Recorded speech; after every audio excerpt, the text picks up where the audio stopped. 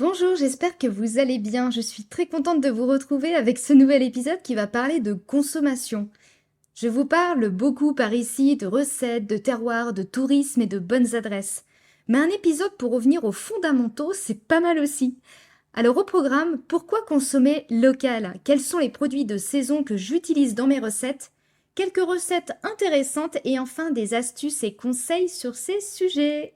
Je suis Anaëlle, blogueuse et créatrice de contenu food depuis plus de 8 ans, amoureuse de ma région. Je te fais découvrir des portraits de personnes inspirantes, des recettes et produits de saison typiques, avec mes astuces et techniques pour te régaler tout en prenant soin de ta santé.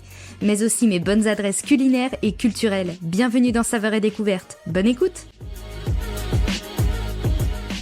Pourquoi consommer local et de saison? Et oui, déjà, je vais revenir là-dessus. Si vous me suivez depuis mes débuts sur le blog, vous avez pu voir que j'ai vraiment commencé mon blog en 2015. Oui, ça fait un moment.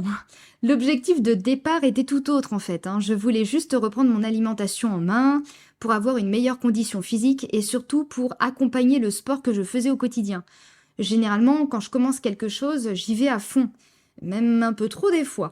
J'avais une vie plutôt sédentaire et en dehors de mon cheval, je ne faisais pas grand-chose.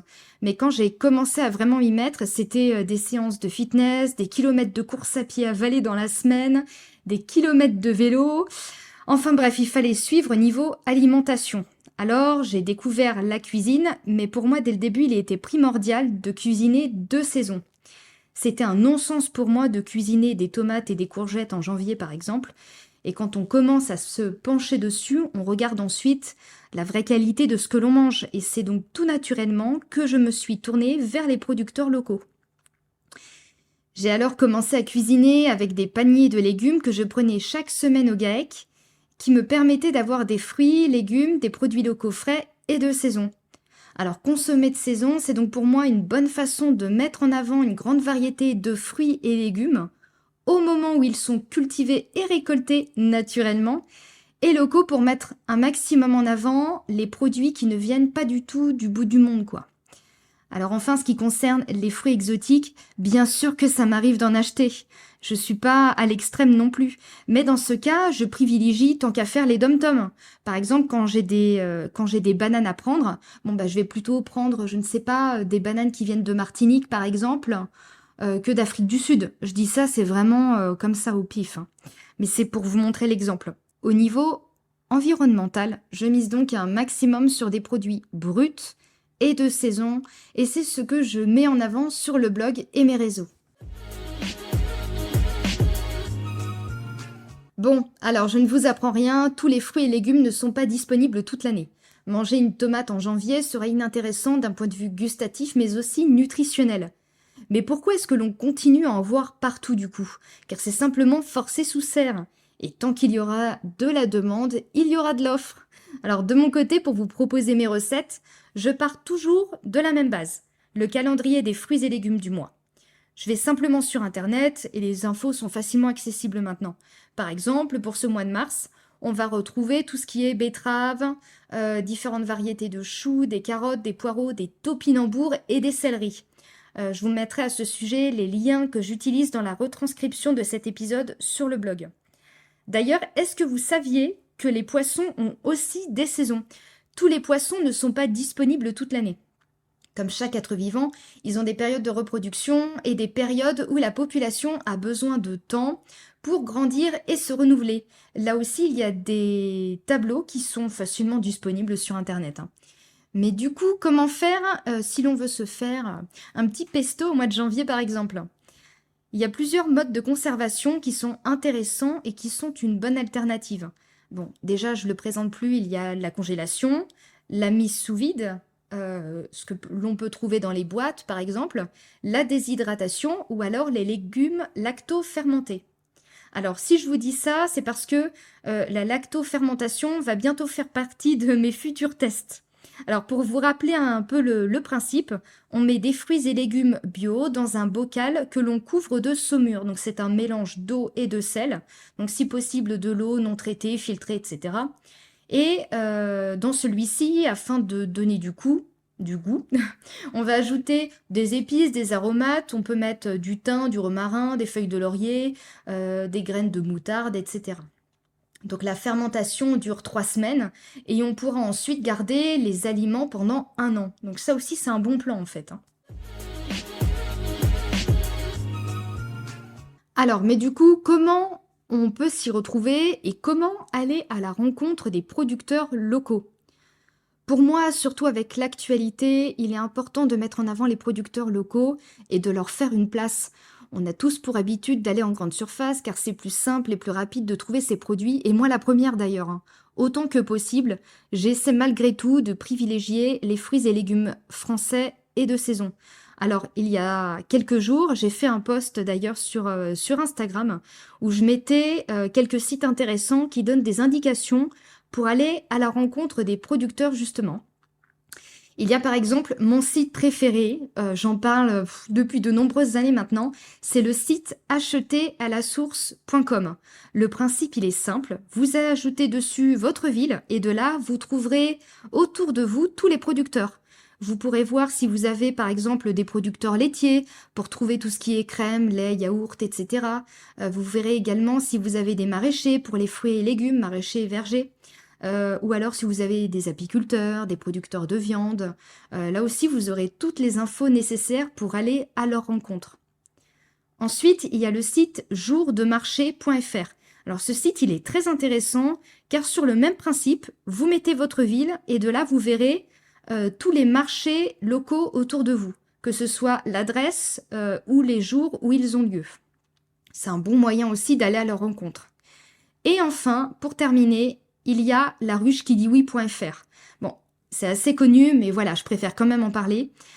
C'est un rendez-vous en fait qui est réalisé entre les producteurs et les consommateurs et qui permet d'avoir directement des paniers de fruits et légumes de saison et locaux. Alors bien sûr, c'est une liste non exhaustive car vous avez également tout ce qui est les GAEC, les AMAP. J'en suis sûre que vous en avez autour de chez vous et ça permettra de financer directement à leur juste valeur les fruits et légumes de saison. C'est sûr que tant qu'à choisir, je préfère largement par exemple donner, je sais pas, je dis vraiment ça au pif, 10 euros pour un panier de légumes à des producteurs du coin plutôt que mettre 10 euros de fruits et légumes dans le supermarché d'à côté. Voilà ma partie préférée, astuces en cuisine.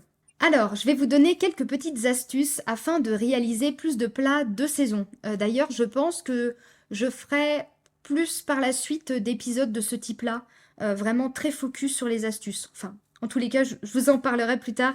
N'oubliez pas de me suivre sur les réseaux sociaux d'ailleurs pour bien suivre toute mon actualité. Alors, avant de commencer la semaine, je regarde déjà les fruits et légumes de saison. Et ensuite, autour de ça, je réalise mon menu de la semaine. J'écris dans les grandes lignes les recettes que je vais réaliser pour ma semaine à venir. Je peux m'aider de mon blog. Il y a déjà plus de 1500 recettes, donc je peux m'inspirer d'une des recettes. Soit j'en fais une ancienne que je réactualise, on va dire. Soit j'en fais une telle quelle pour avoir une jolie vidéo ou de jolies photos, parce qu'entre-temps, je me suis améliorée. Je peux aussi regarder sur Pinterest. Pinterest, j'adore, je vous le conseille vraiment. Vous avez beaucoup d'idées de recettes. Et ce que j'aime bien, c'est regarder par exemple les recettes traditionnelles. Et de là, je brode autour. Je sais pas, par exemple, je vais prendre un bœuf bourguignon. Ah bah tiens, je me dis, un bœuf bourguignon, c'est pas mal. Mais à ça, je vais m'inspirer des fruits, enfin, des légumes de saison. Et je vais en ajouter dedans, que je vais préparer peut-être différemment. Alors du coup, autour de ces fruits et légumes, donc je vais réaliser des recettes sucrées et salées, et de là, je vais essayer d'en faire des plats familiaux qui pourront plaire à toute la famille et qui seront réalisés avec des produits locaux. Alors en ce moment, par exemple, il y a plein de choux à foison. Alors avec ces choux-là, je vais réaliser, ça peut être des soupes, ça peut être des bouillons. Alors de là, je vais juste mettre de l'eau avec du bouillon, et je vais y ajouter par exemple des pâtes. Je vais y ajouter de la viande, du poulet, des morceaux de poisson. Ça peut être également des morceaux de soja ou de tempeh. Je sais plus comment on dit ça, j'ai toujours un petit peu de mal. Si vous souhaitez une recette végétarienne. Je peux aussi réaliser par exemple des fondus de choux sur le même principe que les poireaux. Alors j'ajoute un petit peu de crème, des épices, des herbes, etc. et je peux même y ajouter du fromage suivant les goûts. Ensuite, on est également sur la saison des poireaux. Alors les poireaux, c'est vraiment facile. En tarte, en fondue ou en soupe, il n'y a que l'embarras du choix. J'essaie à chaque fois de maintenir un bon équilibre entre féculents, fibres, avec les légumes et les protéines végétales ou animales. Et pour tous les fruits, en ce moment, on peut encore trouver des poires. Alors là, c'est le combo idéal pour que je puisse réaliser de jolies tartes. Cette semaine, par exemple, vous allez voir d'ailleurs arriver sur le blog une tarte amandine. Alors pour rappel, c'est une tarte amandine ou une tarte bourdaloue. C'est une tarte dont la garniture est réalisée avec du sucre, du beurre, de la poudre d'amande, des œufs et un petit peu de rhum. Alors comme d'habitude, je l'ai fait à ma sauce et j'ai ajouté à l'intérieur du chocolat et j'ai surmonté le tout avec une belle poire que j'ai coupée en deux. Alors pour faire simple, quand je vois des légumes, je m'imagine des recettes suivant plusieurs catégories, sous forme de fondue avec de la crème, des épices, du bouillon ou du fromage, sous forme de bouillon ou de soupe dans laquelle je vais ajouter des pâtes ou de la viande par exemple, sous forme de quiche ou de tarte avec un appareil à base d'œufs, ou alors simplement de la crème et du fromage. Ou alors simplement la base, des légumes rôtis au four avec de l'huile d'olive, des épices, des herbes. On n'hésite pas à y aller, hein. Il y a énormément d'épices et d'herbes maintenant disponibles et on peut faire vraiment des mélanges très sympas. Et pour les fruits, soit je vais les mettre sous forme de gâteau ou alors dans une tarte. Et autour de ces fruits, je vais ajouter des oléagineux sous forme de purée. Donc souvenez-vous, tout ce qui est purée d'amandes, de noisettes, etc., ça remplace le beurre dans les gâteaux.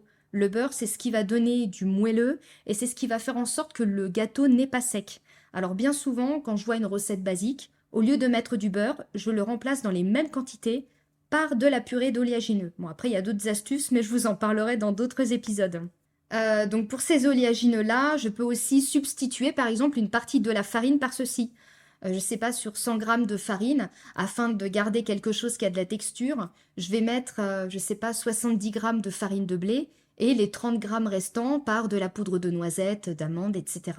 Et ensuite, par exemple, je peux aussi simplement faire des tartes avec les pommes, c'est ce qui est disponible assez souvent.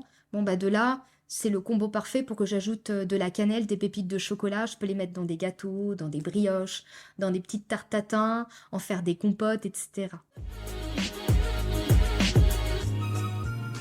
Il était important pour moi de faire cet épisode pour vous montrer un petit peu toutes les astuces et comment je fais au quotidien pour faire vivre le blog et mes réseaux sociaux. C'est vraiment mon cheval de bataille, mettre en avant le plus possible les fruits et légumes de saison et locaux. On voit de plus en plus dans l'actualité des agriculteurs qui ont du mal à joindre les deux bouts et qui commettent parfois l'impensable. Le salon de l'agriculture est passé depuis quelques jours et si je peux à mon niveau leur donner un petit coup de pouce et faire en sorte que vous ayez peut-être plus d'idées, plus l'idée et plus envie d'aller à leur rencontre, alors j'aurais réussi mon travail pour cet épisode. J'espère que cet épisode vous a plu et je vous souhaite une très belle semaine. N'hésitez pas à venir me rendre visite sur mon blog recettehealthy.com et je vous ai mis la retranscription de cet épisode ainsi que tous les liens utiles. Sur mes réseaux sociaux, n'oubliez pas, vous pouvez aussi retrouver au quotidien toutes mes recettes en vidéo. Et enfin, n'oubliez pas de me laisser une petite trace de votre visite et de votre écoute sur votre plateforme d'écoute préférée. Belle journée et à bientôt!